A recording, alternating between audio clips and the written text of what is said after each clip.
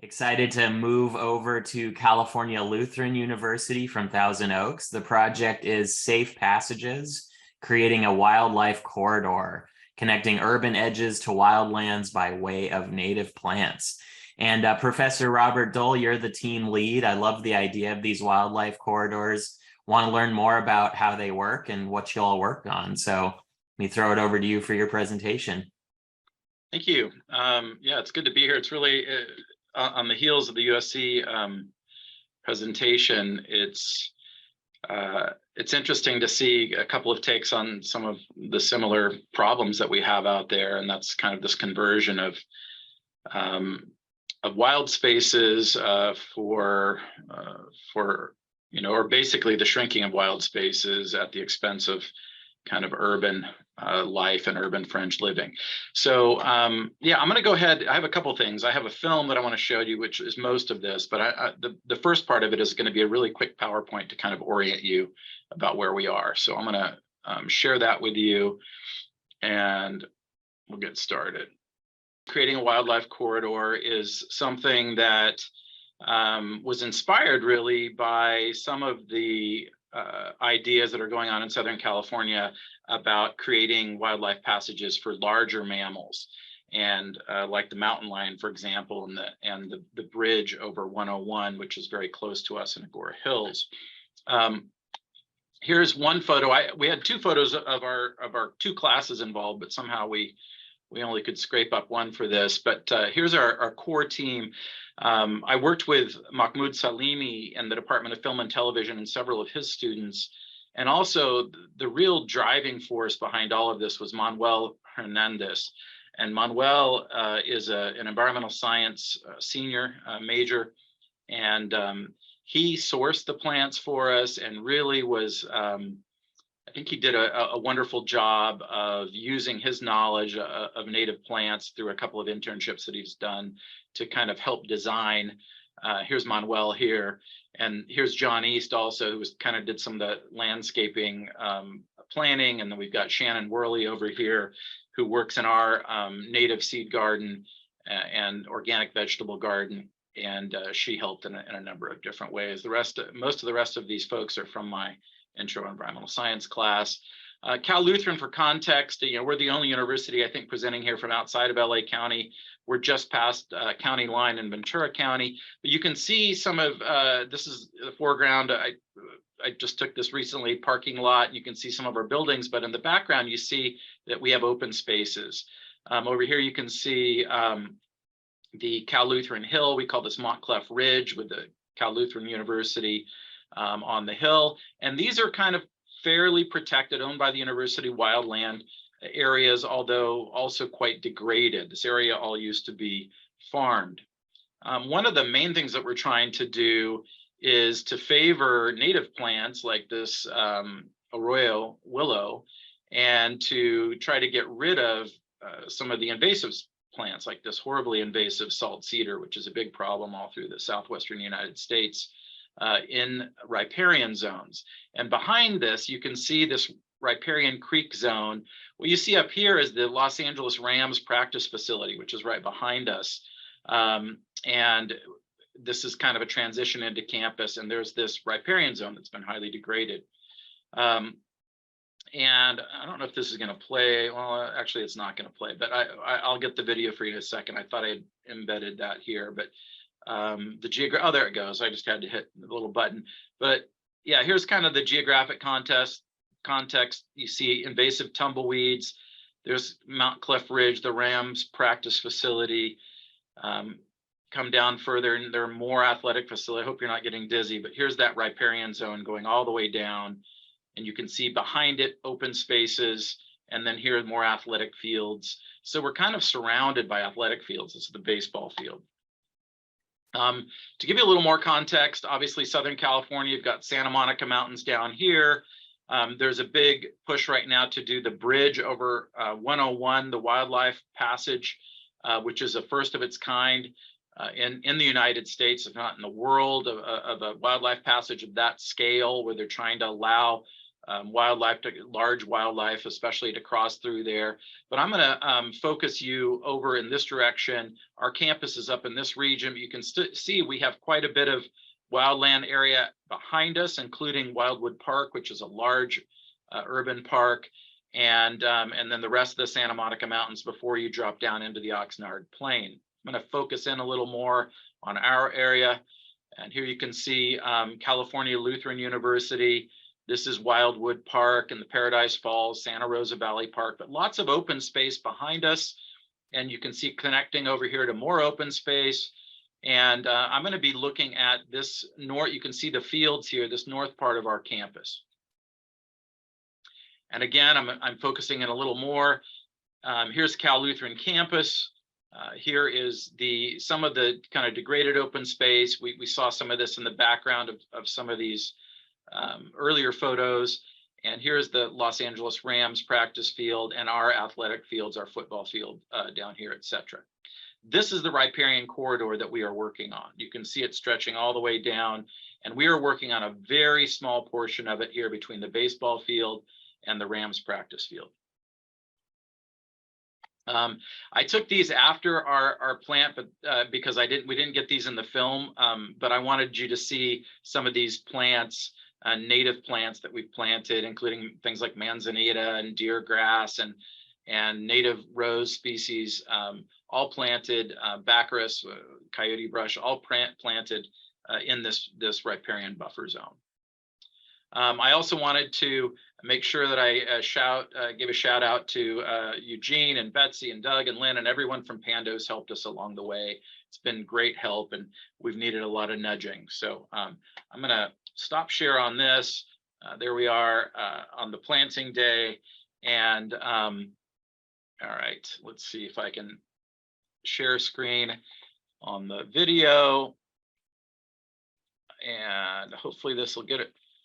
We have several different versions of this, and I'm hoping that this one, oops, I didn't share sound. Stop share, okay, screen share, share sound. And now it should work, all right. Hopefully this works, fingers crossed, here we go. Can you hear it?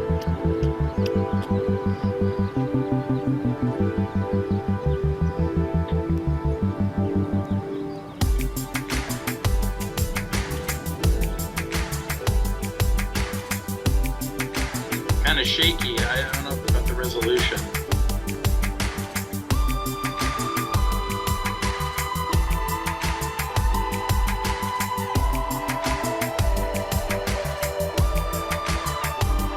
This is a natural habitat to attract birds like hummingbirds and butterflies. What we're going to be doing today is trying to replicate what they're doing here on a little bit bigger scale out there.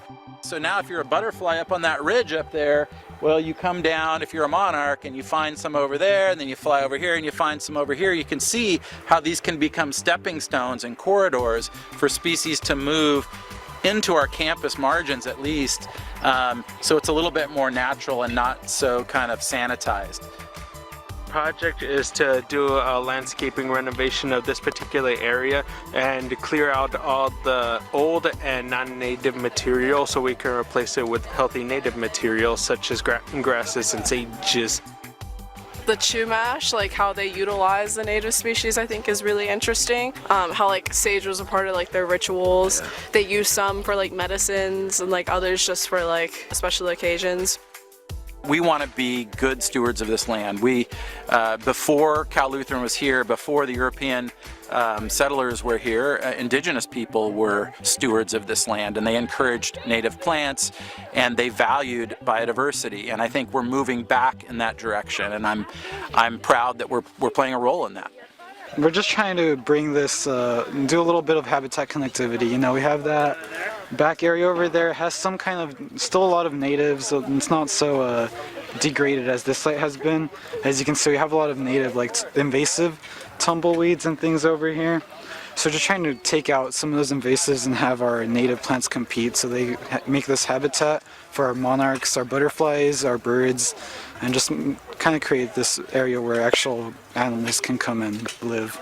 So the vision is to create biological corridors that allow the free movement of species from natural areas in the surrounding region into the campus margins. We're trying to encourage native species to thrive in this area.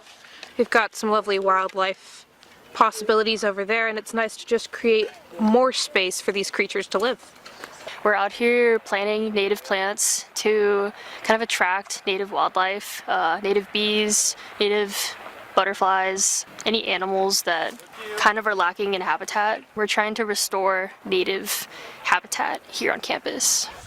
There are a few challenges to this site. One is, today we were pulling out concrete all over the place, so it was clearly an area where some materials, building materials, were dumped at one point.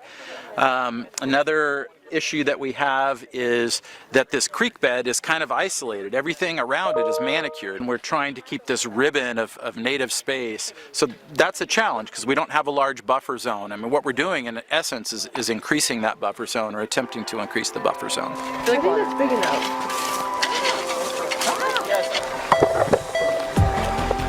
enough. We came out here today to plant some native plants to the area. And since we're planting the native plants, it's like more like native animals and native insects can survive here. Trying to rehabilitate the land, especially since it's dried in California right now. We haven't had a lot of rain, so You don't really have to like water them that often. They're sort of like used to the environment over here and the climate features. Without the plants, the animals can't really thrive. You've got your trophic levels, right? So on the bottom there's plants, and then it goes up to animals and eventually up to people. But if you start with the plants, it makes space for the animals. With the sagebrush, we're hoping to get some, I think it's called the gnatcatcher.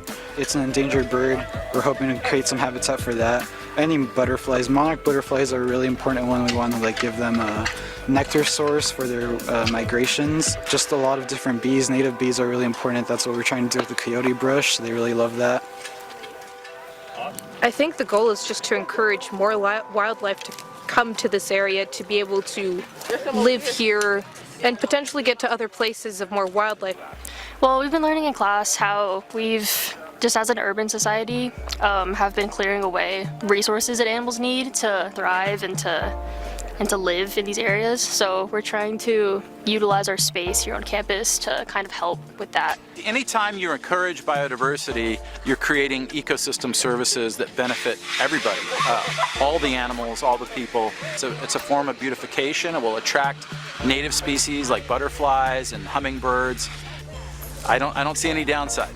There's a corridor being built over 101 for mountain lions, because mountain lions are starting to get holed into such a small space that the only potential mating options are close relatives, and that small of a genetics pool is just dangerous. So making places like this opens the genetics pool, it opens a food resource for a lot of animals. It's just a good space and a way to give back kind of some of the spaces we've taken over.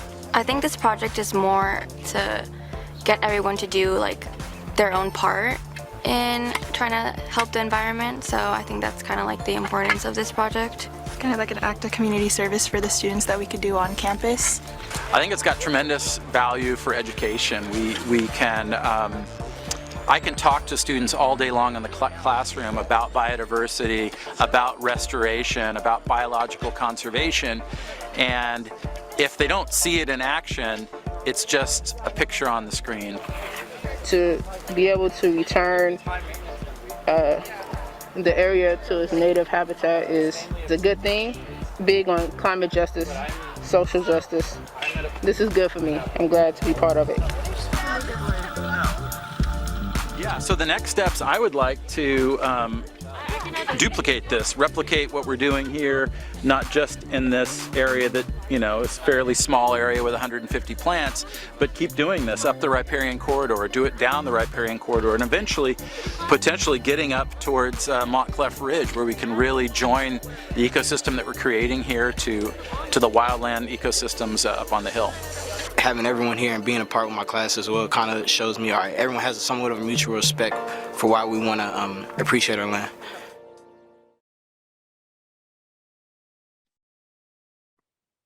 All right, that's it.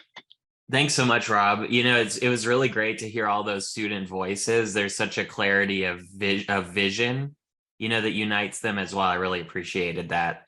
Great project. I want to throw it to our panel, see what kind of questions they have. Alex, I don't think we've started with you before. Why don't we have you start? All right, thank you. Well, thank you so much for that presentation. I would love to hear just a little bit about, and I'm not a nature expert, do you have any way of tracking actual, you know, obviously monarch population declines is something we all are worried about, but actually tracking the before and after on things like monarch, you know, visits within the region? Yeah, that's a great question. And the answer is I don't know, because it's not my area of expertise. I'm a paleoecologist, not like a modern day ecologist, but I think there probably is a way. I'm sure they do a census every year of monarchs. There are known areas of monarch congregation. We're not pretending that we're creating one of those areas. We had some film in there that I actually took up in, ironically, some non-native eucalyptus trees, which many of you might know that monarchs frequent. But that was up near Arroyo Grande up in San Luis Obispo County about a month ago when I was up for another student project. We don't expect those kinds of congregations. Those happen along the coast. What we do hope for is that these are waypoints and stop-offs for migratory butterflies. How you count those or note their presence is something that I can look into and our students can look into. I think it's a great idea. We need to find, you know, we need to have some follow-up. I've been given the green light, it looks like, from our facilities and our vice president of facilities to do more work in this region. At first, it felt like they were a little hesitant, but I think there's a lot of enthusiasm, especially for this riparian zone, to do a better job of, you know, they used to just kind of go through and clear out brush and make sure it was just draining well, and that's all they cared about. It was clearly an area for dumping of building materials at some point in the past. And we want to bring it back to some of its former glory. There are native plants in there. There's mule's fat all over the place. There's arroyo willow all over the place. And we added some black walnuts and a few oaks that are native, and also lots of native chaparral plants. So yeah, we'll see. That's a great question, Alex. Thank you. We need to look into how we can monitor our success with butterflies. Well, thank you. Mark, let's throw it to you, and then Rodrigo. Sure. Okay. Yeah, I was interested in your ambition to extend this beyond the campus as well someday. And I had not known that the Los Angeles Rams were practicing right on the edge. They're always, you know, NFL teams are always looking to do community service. Have you done anything to reach out to them as maybe helping support this? Especially if you have some wild sheep coming down the corridor. Yeah, I mean, they're literally right behind where we're doing this. And when we got there that day, it was the rap music was blaring, and it was just, and I thought, oh no, we're not going to be able to do this filming in a way. And then somehow they went to a quiet practice after that. They were still practicing, but we also have the Angel City FC, I think it's called, the new women's soccer team in LA practice right next to the Rams. So we've got two professional franchises there. But yeah, this area all around them has really just been graded and scraped in the past. And I'm hoping, and my students, to change that culture, that we can actually use this area to connect to Montclair Ridge above, which is Cal Lutheran property, but the adjoining natural areas, and maybe get over to Wildwood Park. I'd love to see that connectivity. I need to talk to a few more people who know, all the ownership in that area, but it looks like a pretty straight shot. Okay. Thank you. All right, Rodrigo. Yeah, thank you for the presentation. I think it's really valuable to take the kind of wildlife approach to this. It was really interesting that one of your students said, it starts with the plants and then kind of builds up to the wildlife. And then the third piece of that is kind of creating the human connection. So my question is about that. Is there, you did say in the video, you don't see any downside, which, you know, I love that positivity about it.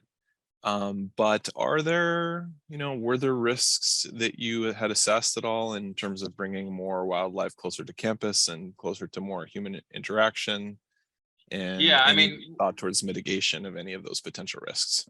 yeah, I think one of the bigger fears I have is that, you know, we have a crazy problem with rabbits on campus already. They just eat everything. And so, you know, what that tells me is there are probably not enough rabbit predators around. But when you start bringing in rabbit predators, they also are probably going to be eating little small, other small domesticated mammals. And that could be a problem. This is an area that the community uses to walk dogs and to go on walks. We have all, you know, while we were there, a number of community members are walking through. However, having said all that, I'm not afraid of a couple of bobcats, and you know, I think there are ways to relocate animals if that becomes an issue. But I think we need to start somewhere, and the idea that you just clear out everything and sanitize it like what's been done in the past, I think is a little short-sighted, and it doesn't help humanity in the end. So yeah, my biggest worry, I guess, is that we are too successful and we attract too many animals. There's already a little sign down there that warns people about rattlesnakes. But if it is perceived as a liability at any point by our campus, and many campuses are cash strapped, like we always feel like we're you know, we're never feeling flush. I think it's easier to maintain something that you can just mow and go, right, rather than something you have to nurture and coexist with other species that might come in and eat something that whether it's other planted landscapes or so on. Yeah. So yeah, I guess my biggest fear is that we'll bring in too many animals, and that will be perceived as a problem. All right. Thank you, Rob. Great work. Appreciate you sharing with us.